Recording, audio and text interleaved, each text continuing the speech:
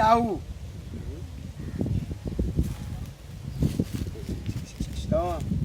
Mwangalie uso wako kama mbuzi.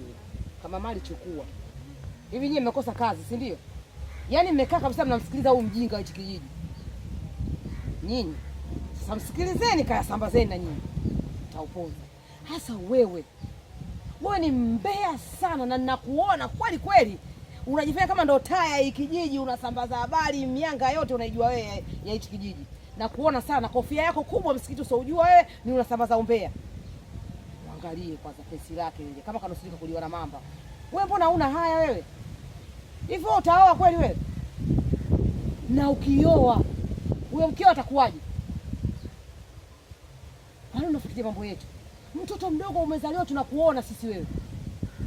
Tunakuona unazaliwa, tena sisi tunakuzaa, unaweza tukakuzaa wima. Huku tunafuta sigara. Lakini umetoka mdomoni, bibi Timbwa, sijui bibi nani, sijui za chongo, sijui unatuweza wewe.